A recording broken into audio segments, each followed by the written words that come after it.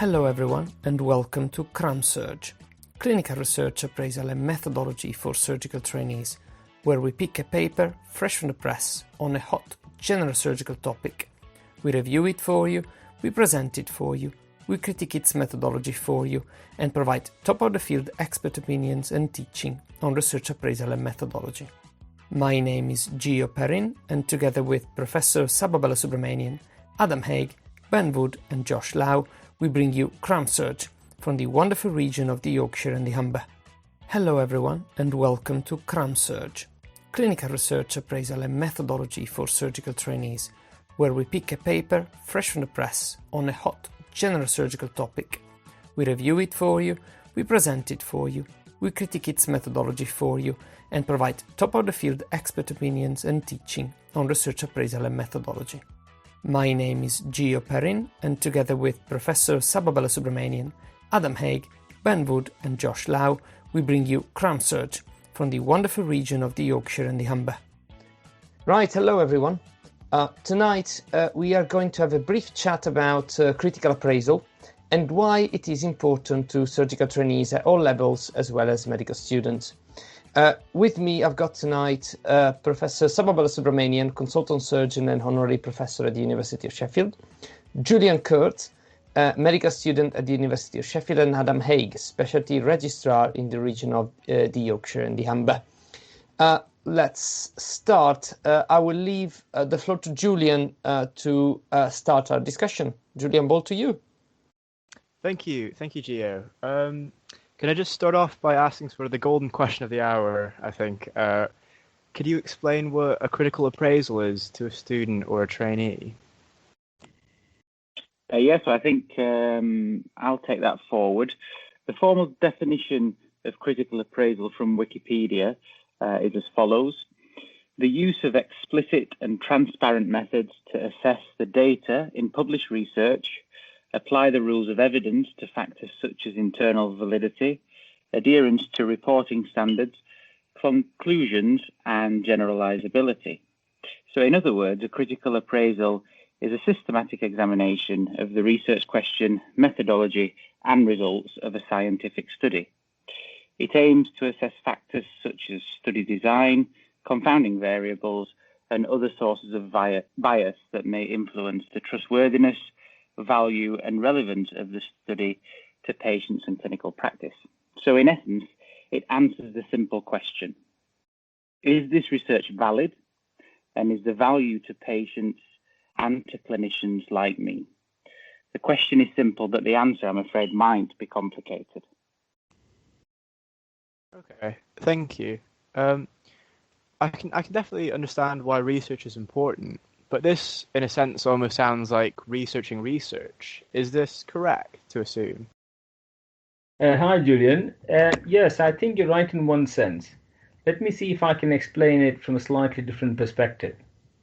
So in a research study, to better understand disease, determine optimum practice, and improve clinical outcomes, doctors and scientists make observations on patients and disease states, or they may trial the effects of interventions on patients' health and clinical outcomes. So what critical appraisal does is it allows us to determine the extent to which a study's results are accurate and not significantly influenced by bias or error.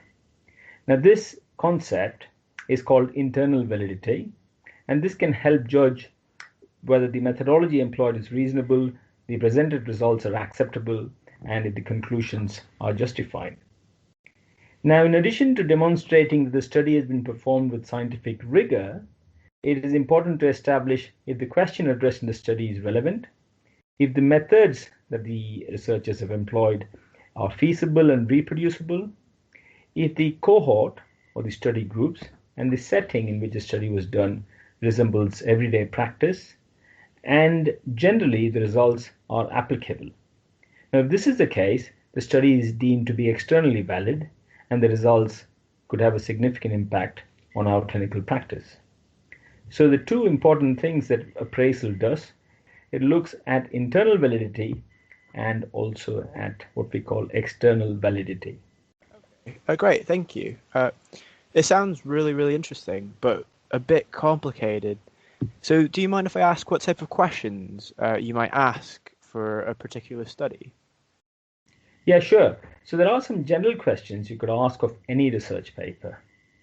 And there are also some specific questions that really depend on the type of study you're appraising, the study design, the specific methods used in the study, outcomes that they've assessed, and so on.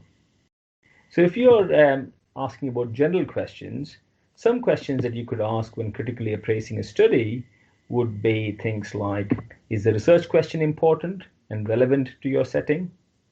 Is there a hypothesis on which the study is based, and is it a valid one? What was the nature of the population studied? What were the inclusion and exclusion criteria, and are these justified? Does the cohort of patients included in the study resemble that seen in our clinical practice? Another question could be, how was the outcome of the study measured? Is that a reliable way to measure? And was there a significant difference in the outcome between groups?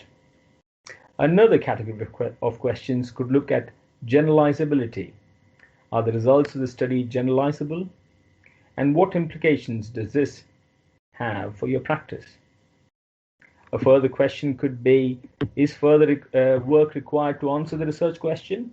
And if so, how can this work be done? So this is not an exhaustive list.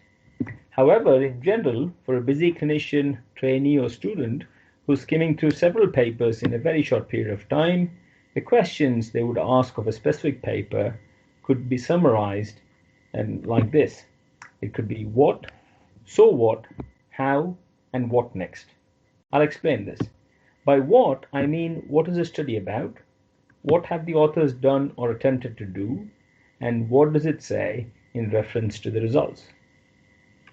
By so what, I mean why is the study important and why is it relevant to me or my practice.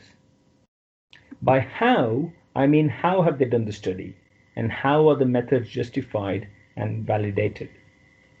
By what next, I mean what are the implications to me and my patients? Will I need to change my practice? Or is further research required before I change my practice? When we talk of clinical research or medical research in general, you may have heard me mention Professor Ioannidis of Stanford University. Adam? Yes, Saba. Yeah, I googled him after you mentioned him to me before, and I was particularly interested in a paper which appears to have been one of the most downloaded clinical research papers ever. And quite interestingly, he made the case in this paper that most published research findings are false, and that many of the conclusions in research studies may not be valid. He also demonstrated that research findings are likely to be exaggerated in many instances. The exaggeration apparently particularly occurred if the research question was in a so-called hot topic, if the numbers of the studies were small, and if the effect size was small, if the study tested many associations or relationships, and if the study involved methods with potential for significant variation or flexibility, and if the study was on a topic with commercial interests. So I guess that leads on to a question from me. As a trainee doctor, do you think it's important to learn how to critically appraise papers early on, or is this something that I don't really need to worry about until later on in my medical career? Thanks, Adam. That's an interesting question. My argument would be that it is best to learn how to do critical appraisals well quite early in your career. I think critical appraisals help in three distinct areas. One is they help you understand the basis of clinical practice. Two is they help you communicate science and research. And three is they help you get involved with research. So let's just take this one by one. So understanding the basis of clinical practice. So how does appraisal help you here? So clinicians and trainees, and to a certain extent students, need to be up to date in their field of practice and understand the basis of decision making and also the changes to decision making that have occurred over the years. Medicine, as you know, is constantly changing. An intervention which is considered essential or standard in today's practice may be shown to be completely redundant, or in some cases harmful, in as little as 5 years. Alternatively, a treatment considered the first line for, say, disease X may become a second line treatment when another more effective alternative takes over. So not only do clinicians need to implement the alternative treatment in new patients that they see, they may also need to consider changing current prescriptions for patients already on the established treatment. This includes consideration of the risks and benefits of both treatments and consideration of the risks and benefits of changing treatment.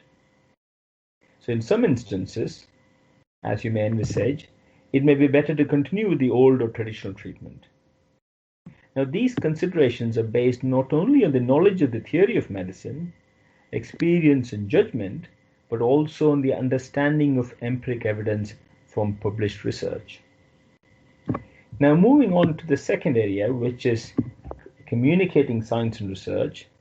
Now, communication of research findings to students, other trainees, peers, and our patients is an essential part of most clinicians' working life. However, this requires a good understanding of the terms and concepts used in clinical research. Typically, this occurs in the assessment and communication of measures of risk. Now, let's consider a simple example. Now, if there's an increase in success as a result of implementing a new intervention from around 98% to 99%, now you could either express this as an absolute increase in benefit of 1% or a relative decrease in failure rate of 50%. Now, if you're confused, don't worry. Many will be, but do get involved in improving your appraisal skills, and this will become clearer. Now, the third aspect of the value of understanding or getting involved with appraisal is that they help you get involved in clinical research. Now, many students, trainees, and doctors do get involved or have the opportunity of getting involved in clinical research at some stage in their careers. Now, designing clinical studies well and putting the results of the studies in the context of other published literature requires critical appraisal skills. A lack of understanding of methodology and a lack of confidence in dealing with numbers, charts, and analytical methods is often the cause of reluctance and failure to engage with clinical research.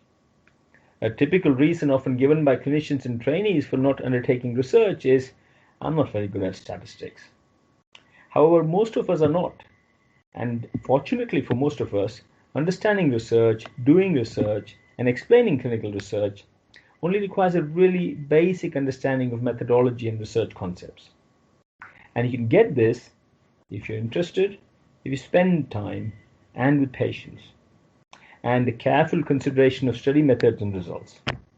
That's what a lot of appraisal is about. So I would say start early, not just as a trainee, but as a medical student. So what do you think, Julian? From a medical student's perspective, do you think you're able to learn critical appraisal and you think you'd find it useful? I think that the medical curriculum in general is quite vast and the pace of learning required is quite intense. Medical schools, in my experience at least, quite understandably struggle to teach the entirety of the medical curriculum over the 5 or 6 years of the course and rely on medical students' ability to self-learn or decide on what may or may not be important or relevant to them or the course. And I think that medical schools almost have a reputation of throwing information in front of you for you to then assimilate and understand most, if not all of it. In that, I think understanding and deciphering is maybe the most important part. You could sit someone in front of a list of 10 words and within a couple minutes they might have memorized it, but at what point can they take those 10 words and make enough sense of it to make a sentence, if you know what I mean? And I think that's something that any school or university will struggle to teach in a comprehensive manner, as there's just not enough time. For example, students often rely on information presented in publications or online resources as a source of up-to-date knowledge. These sources may present conflicting information, and sometimes students might misinterpret or misreport findings from research studies. Having critical appraisal skills may be really important in judging the quality of the published materials, and depending on whether to accept the published material at face value for the student. For example, students might be researching effective drug treatments for a specific condition for university and may read a published review of the condition by authors with a commercial interest. With awareness of the influence of commercial interests and with developed critical appraisal skills, you may be able to detect a source of bias that may have influenced the findings presented in the reviews, bias which may be in the form of the methods employed in doing the review, outcomes, and measures used. Right. I agree with you. I think overall learning critical appraisal skills is important for medical students. With a strong background in critical appraisal techniques, you will be able not just to understand the information given to you in greater depth, but also decide for yourself if it is something you will want to apply in your future practice. It will also enhance your ability to efficiently sieve through information and judge how reliable and applicable those resources might be in relation to the curriculum and your practice. Also, I think that the expectation for students to get involved in clinical research is increasing. And for what I understand, it might not necessarily affect you until you apply for core or specialty training after your foundation years. But if you manage to get involved early in a study and get it published while in medical school, it will definitely strengthen your CV, especially if the study is in the specialty you're interested in. So just by having strong appraisal skills and understanding how studies are run, I think you are more likely to start a research project of your own, as you mentioned before. Yeah, fully agree. So critical analysis skills also provide a concrete foundation for students' future role as a junior doctor. Students will be expected to recognize limitations of research and how studies may impact their practice in a clinical setting. So if you have a greater understanding of the applicability of research to clinical practice, as a junior doctor, you'll be able to explain the pros and cons of the proposed management strategies, as well as better inform patients of the potential benefits and risks of an intervention. Now, research is vital to the continuous advancement in the understanding of disease states, in the understanding of the benefits of new technologies and interventions, and the understanding of risks posed by these advances. However, due to a growing strain on NHS hospitals and healthcare, there are less and less opportunities for clinicians to support and supervise junior doctors in the research. And unfortunately, formal research training is also quite limited. So this, I would say, increases the need for students and junior doctors to engage with clinical research at an early stage and work on developing their skills on a regular, ongoing basis. So as a surgical trainee, Adam, what's your view on the teaching and training of critical appraisal? I think to answer that, I have to go back to my time in medical school. And during that time, I was involved in several journal clubs and research initiatives. And this enabled me to frequently review and critically appraise research. This, in fact, sparked my interest at intercalate. By that, I mean take some time out of medical school to complete an additional year and do a research degree, which I completed late in my 5th year. And when I undertook a research project aimed at developing a risk scoring system for cardiac surgery, it was during this time where I completed an intensive 12-week course that provided me with a basic understanding of research methodology, as you've previously alluded to. Fast forward 12 months to FY1, or the first year as a junior doctor, and no journal clubs, no research initiatives, no involvement in appraising research. And like all skills, without regular practice, my ability to pick up a paper and meaningfully critically appraised it diminished alongside my confidence to do so as well. From there, fast forward through foundation year 2, through core training years 1 and 2, and from some locum times and then into ST3, which is kind of the early years training for a UK surgical trainee, for those that don't know.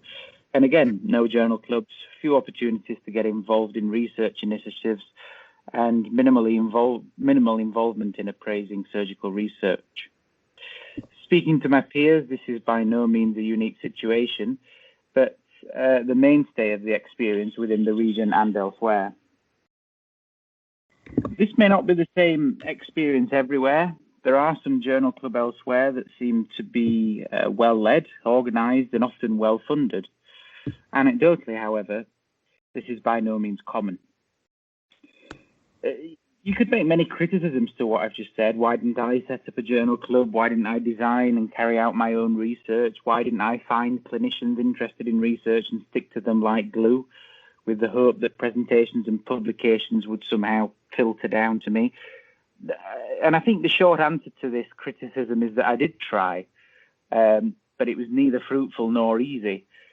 And I'm sure a lot of trainees can kind of share this experience of tens, if not hundreds, of unanswered emails, statistical stumbling blocks, and waxing and waning of numerous projects which did not get beyond some enthusiastic discussions in a pub or in a coffee shop.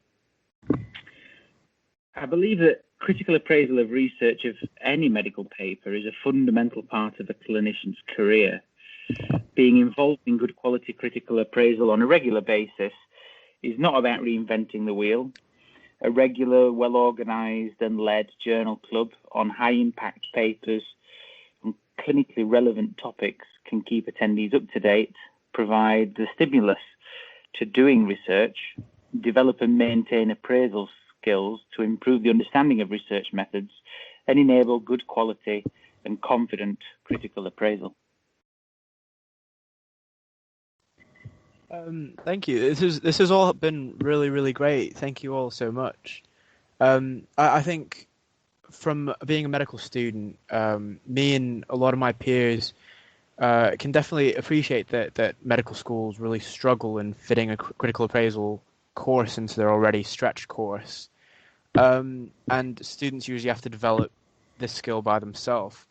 I think a study determined that out of a cohort of 20 medical schools, the average lecture time spent teaching an evidence-based medicine curriculum was around 8 hours and ranged from 1 to 36 hours, which really indicated the lack of opportunity for students to learn and develop their appraisal skills in university. And I guess that comes to my question, which is, are there any resources you guys would recommend using to develop my critical appraisal skills? Yes, there are, Julian. And as Adam said just now, the situation is the same, if not worse, for doctors in training. Now, one of the ways forward for doctors and trainees, for students and trainees rather, is to use resources available both online and from textbooks to learn by themselves the principles of critical appraisal and understand research methodology. Now, there are quite a few online resources which both teach and develop your understanding of critical appraisal. Now, I'm sure Gio knows of a few resources, don't you, Gio? Yeah, I'll briefly mention a few to you guys that are listening, and I'll put all these links on our show notes. We'll start with CASP, or Critical Appraisal Skills Program, which is basically a checklist type service, help you develop your critical appraisal skills for different study types. BMJ Learning offers a good few modules that you can access. Most universities will offer access for free. Evidence-based medicine, a user's guide, is a good one. Understanding statistics, tips for hospital doctors, again, another very good one.